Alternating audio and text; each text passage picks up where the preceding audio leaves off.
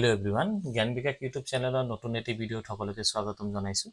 আজিৰ এই ভিডিঅ'ত আমি UGC নেট স্লেটৰ যোনটো পেপাৰ 1 আৰু সেই পেপাৰ 1ৰ যোনটো গুৰুত্বপূৰ্ণ টপিক আমি দেখা পাওঁ প্ৰতিবাৰ পৰীক্ষাত এইটো আমাৰ 10 মাৰ্কৰ কাৰণে আহে, ডাটা ইণ্টাৰপ্ৰিটেশ্যন। আমি ডাটা ইণ্টাৰপ্ৰিটেশ্যনৰ ওপৰত আজি আমি আলোচনা কৰিম। ডাটা ইণ্টাৰপ্ৰিটেশ্যনৰ কিমান ধৰণৰ প্ৰেক্টিকেল বা কিমান ধৰণৰ মেথছ আপোনালোকক দিব পাৰে সেই বিষয়ে আমি আলোচনা কৰিম। লগতে আমি আজি চিম্পল দুটা ডাটা ইণ্টাৰপ্ৰিটেশ্যন কেনেকৈ সলভ কৰিব পাৰে দুটা আমি প্ৰেক্টিছ কৰিম। সো পোনপ্ৰথমতে ইয়াতে আমি চাওঁ যে ডাটা ইণ্টাৰপ্ৰিটেশ্যনক আমি বেচিকেলি আমি 4 ধৰণৰ মেথছ আহা দেখা পাওঁ। প্ৰথমটো হৈছে টেবুলেশ্যন ফৰ্ম, তাৰপিছত আমি পাইছোঁ বাৰ গ্ৰাফ বা বাৰ ডায়াগ্ৰাম, তাৰপিছত পাই চাৰ্ট আৰু লাইন গ্ৰাফ। ঠিক আছে, কি কৈছোঁ? প্ৰথমটো হৈছে টেবুলেশ্যন ফৰ্ম, যোনটো টেবুলেশ্যন ফৰ্মত আহে। তাৰপিছত আমি পাম বাৰ গ্ৰাফ, ঠিক আছে, তাৰপিছত আমি পাম পাই চাৰ্ট আৰু লাষ্টত আমি পাম লাইন চাৰ্ট। এই 4 ধৰণৰ অংকবিলাক আমি তাতে দেখা পাওঁ আৰু তাৰ ওপৰতে ভিত্তি কৰি আজি আমি আপোনালোকৰ ওচৰত টেবুলেশ্যনৰ এটা সিম্পল প্ৰেক্টিছ কৰাৰ কাৰণে বা বুজোৱাৰ কাৰণে সিম্পল এটা কোৱেশ্চনছ লৈ আহিছোঁ আৰু এই কোৱেশ্চনটো আমি ইয়াতে সলভ কৰিম। সো ইয়াতে প্ৰথম এটা কোৱেশ্চনছত কি লিখা আছে চাব যে ইয়াতে কোৱেশ্চনটো আমাৰ ডেস্কটপ এণ্ড লেপটপ সেলছৰ ওপৰতে আছে আৰু তাতে লিখা আছে study carefully and answer the question that follow the given data is regarding the number of desktops and laptop sold by 4 different shops A, B, C and D। ঠিক আছে, 4টা দোকানৰ কথা কৈছে আৰু 4টা দোকানে লেপটপ আৰু ডেস্কটপ আৰু লেপটপ কেনেকৈ সেল কৰিছে তাৰ ইনফৰমেশ্যনছবোৰ দিয়া আছে আৰু এই ইনফৰমেশ্যনৰ ওপৰত ভিত্তি কৰি আপোনাক কি 5ৰ পৰা 9 তাৰমানে 5টা কোৱেশ্চন আপোনাক সলভ কৰিবলৈ দিছে। সো প্ৰথমতে ইয়াতে এটা কোন বছৰত আহিছিল, এতিয়া ৰিজাৰ্ভ বেংকৰ এটা এক্সামত আহিছিল এই কোৱেশ্চনটো। সো ইয়াতে লিখা আছে শ্বপ এ আৰু শ্বপ বি। প্ৰথমটো আছে লেপটপ সোল্ড, তাৰপিছতটো আছে ডেস্কটপ সোল্ড। শ্বপ এ কি কৰিছে 350টা লেপটপ সেল কৰিছে আৰু ডেস্কটপ 200। বি কি কৰিছে 390টা কি কৰিছে লেপটপ সেল কৰিছে আৰু 520টা ডেস্কটপ। আৰু সি কি কৰিছে 440টা লেপটপ এণ্ড 550 আৰু ডি 550 আৰু 660 কি কৰিছে ডেস্কটপ সেল কৰিছে। ইয়াৰ ওপৰতে এই টেবুলৰ ওপৰত ভিত্তি কৰি পেলাই আপোনাক কিছুমান কোৱেশ্চন দিয়া হৈছে, সেইকাৰণে এইটোক টেবুলেশ্যন ডাটা বুলি কোৱা হয়। তাৰমানে আমি ইয়াতে দেখা পাইছোঁ all the data R given in a tabular form. যেতিয়া এই ডাটাবিলাক আমি ডায়াগ্ৰাম ৱাইজ দেখা পাওঁ, বাৰ ডায়াগ্ৰামত দেখা পাওঁ, এইটো আমি বাৰ গ্ৰাফ বুলি কওঁ বা বাৰ ডায়াগ্ৰাম বুলি কওঁ। যেতিয়া এই ডাটাটো আমাক পাই চিত্ৰৰ দ্বাৰা আমাৰ বুজোৱা হ'ব তেতিয়া আমি পাই চাৰ্ট বুলি কওঁ আৰু কেতিয়াবা এইটো লাইন গ্ৰাফৰ দ্বাৰাও বুজোৱা হয়, তেতিয়া আমি এইটো লাইন গ্ৰাফ কওঁ। তো বেচিকেলি আপুনি কি বুজি পালে, ডাটা ইণ্টাৰপ্ৰিটেশ্যন কৰিবলৈ হ'লে আপোনাৰ 4টা মানে সেগমেন্টৰ পৰা কোৱেশ্চন বেচিকেলি দেখা পাওঁ। টেবুলেশ্যন, তাৰপিছতটো কৈছোঁ বাৰ গ্ৰাফ, তাৰপিছতটো কি কৈছিলোঁ পাই চাৰ্ট আৰু লাষ্টত কি কৈছিলোঁ লাইন গ্ৰাফ। আমি প্ৰতিটো সেগমেন্টৰ পৰা এটা দুটা কোৱেশ্চন সলভ কৰিম আৰু আমি বুজাৰ চেষ্টা কৰিম কেনেকৈ অতি ইজিলি। আজি আমি শৰ্টকাট ট্ৰিক্স ইয়াতে নিদো, শৰ্টকাট ট্ৰিক্সও আছে, আমি শৰ্টকাট ট্ৰিক্সৰ জৰিয়তে কেনেকুৱাকে অতি কম সময়ৰ ভিতৰত এই টেবুলেশ্যন ফৰ্ম বা এই ডাটা ইণ্টাৰপ্ৰিটেশ্যনৰ অংককেইটা সলভ কৰিব পাৰোঁ। সো প্ৰথম কোৱেশ্চনটো ইয়াতে দিছে what is the number of desktop sold by A, B আৰু D। তো কি কৈছে ডেস্কটপ, তো ডেস্কটপৰ কথা উল্লেখ কৰিছে, তেতিয়া আমি ডেস্কটপৰ সেগমেন্টটো চাম। ডেস্কটপৰ সেগমেন্টত এৰ কথা কৈছে, তো এ কিমান 200।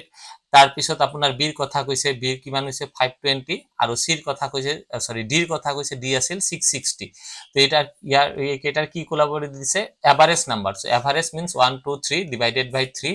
So what will be the result, আমাৰ ৰিজাল্টটো কি হ'ব আমি ইয়াতে চাওঁ 200 আৰু 500, 700 আৰু 600 1380। তো 1380 ডিভাইডেড বাই 3 ইয়াতে কিমান বাৰ যাব 4 টাইমছ, ইয়াতে হলে 6 460। তো ইয়াতে 460 ক'ত আছে, so option number D will be our correct answer. বুজি পালে?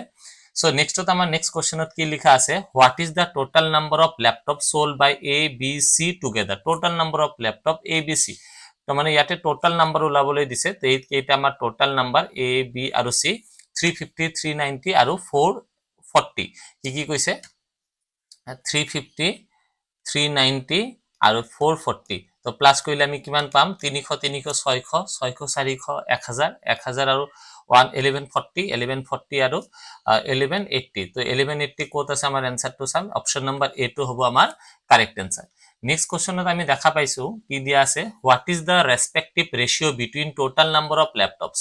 ঠিক আছে, কি কৈছে what is the respective ratio between the total number of laptop sold by C and D। তো C and D একেলগে মিলি কেইটা লেপটপ সেল কৰিছে, তো এইটো হল আমাৰ C and D 440 আৰু কিমান আছে 440 আৰু 550 that means 990 so কিমান আছে 990 আৰু কি কৈছে together and the total and the number of desktop sold by D আৰু desktop D কিমান সেল কৰিছে 660 তো এটোৰ কি ওলাবলৈ দিছে ইয়াৰ আমাৰ ৰেশিও ওলাবলৈ দিছে তো ডিভাইডেড বাই কিমান হ'ব 660 এতিয়া যদি আমি ইয়াৰ ৰেশিওটো ওলাও তো 0 0 ক্যান্সেল 3 টাইমস দিলে 33 3 টাইমস দিলে 22 সো ইয়াতে কিমান আহিল আমাৰ 33 22 এটুক আমি আৰু 11 টাইমস দি 3:2 তো आंसर হ'ব 3:2 সো ইয়াতে 3:2 কোত আছে আমাৰ C2 হ'ব আমাৰ correct answer So yate question of likha ase the number of laptops sold by A is approximately what percentage less of desktop sold by C.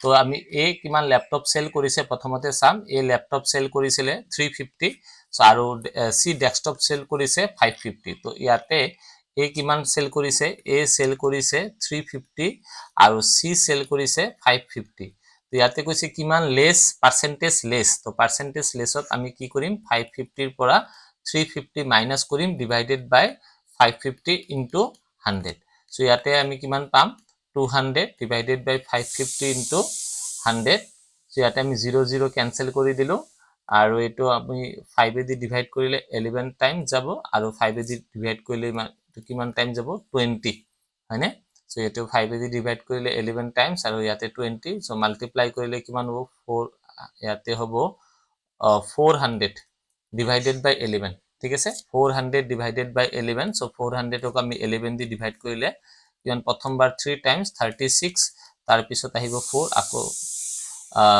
0 আহিল আকৌ 3 টাইমস 36 so ইয়াতে আকৌ 4 আহিল তো 33.33 so you can ইয়াৰ 33.33 তো কোশ্চেনত দিয়া নাই তো ইয়াৰ অ্যাপ্ৰক্স মানে ভ্যালু 32 মানে কাখৰ ভ্যালুটো 32 আমি কাৰেক্ট आंसर বলি কৰিম তাৰ পিছত কোশ্চেনত আছে what is the difference between the total number of laptops sold by B and D together and the total number of desktop sold by C তো B আৰু D দুজনে মিলি পেলাই কিমান ল্যাপটপ সেল কৰিছে তো B আৰু D দুটা প্লাস কৰি দিম তো দুটা প্লাস কৰিলে 390 plus 550 সো ইয়াতে আমি কি কৰিম 390 plus 550 আৰু মাইনাস কি কৰিম total number of desktop sold by C তো ডেস্কটপ C কিমান সেল কৰিছে 550 তো ইয়া মাইনাস 550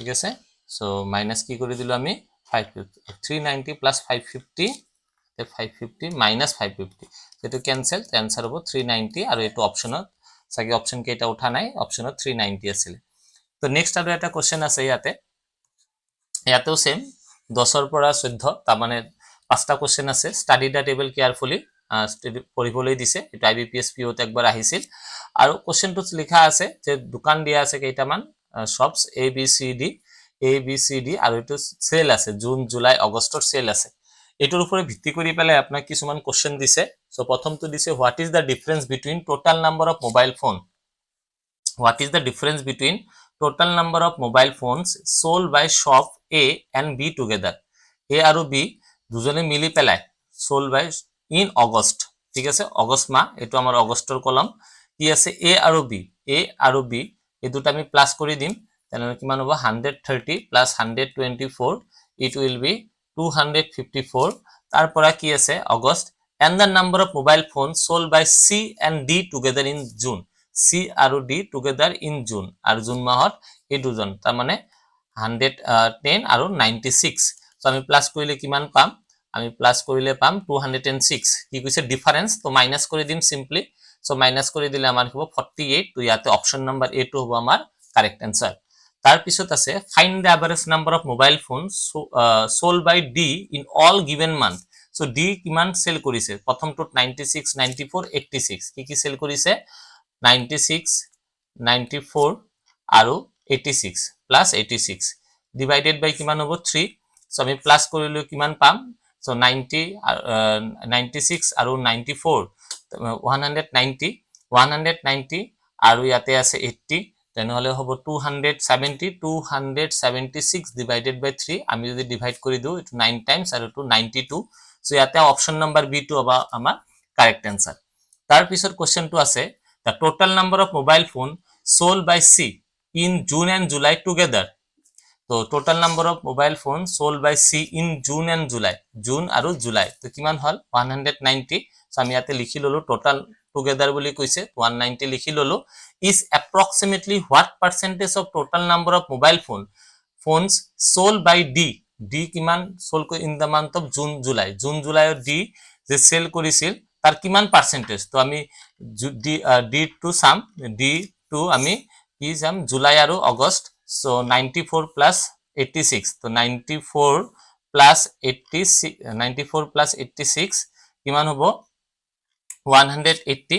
সো ইয়াতে আহিব 180 ইনটু 100, তো আমি 100 দি মাল্টিপ্লাই কৰি চাম। সো ইয়াতে আমি চালো কিমান হৈ যায়, আমি 0 0 কেনসেল কৰি দিলো, 0 0 কেনসেল। ইয়াতে আমি 2 দি ডিভাইড কৰিলে ইয়াতে 9 টাইমস আৰু 2 দি ডিভাইড কৰিলে এটো 5 টাইমস। তাৰ পিছত আমাৰ ইয়াতে ডিভাইড কৰিলে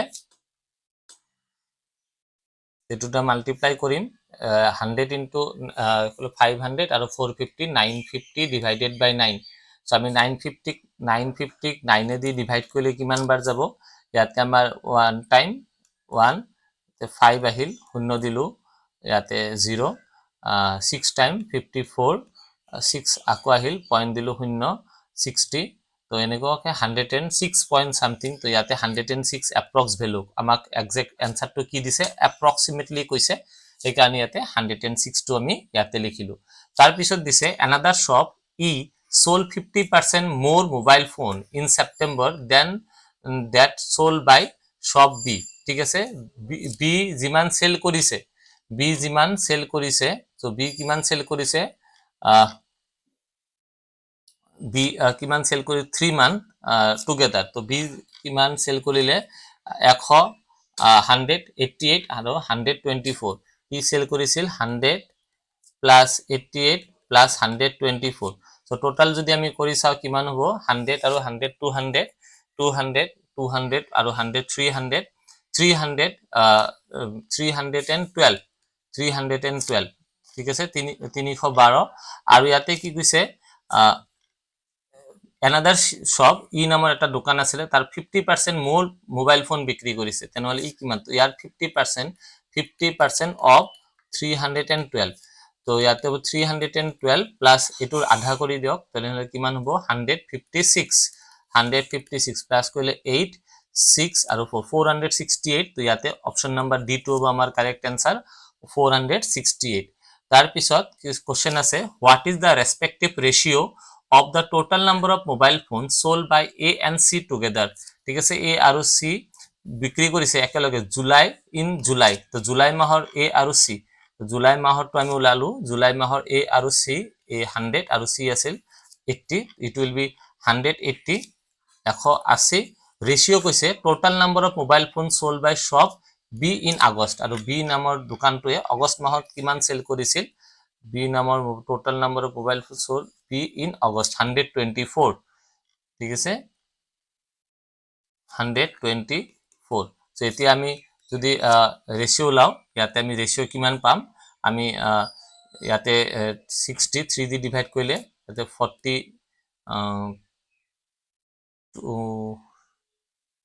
ইজি কৰি দিও, 92 দি ডিভাইড কৰিলে 90 আৰু যদি 62, ঠিক আছে ইয়াতে 45, ইয়াতে 31, দেন 45:31, তো ক'ত আছে আনসার, আমাৰ অপশন নাম্বাৰ ডি টু হ'ব আমাৰ কাৰেক্ট আনসাৰ।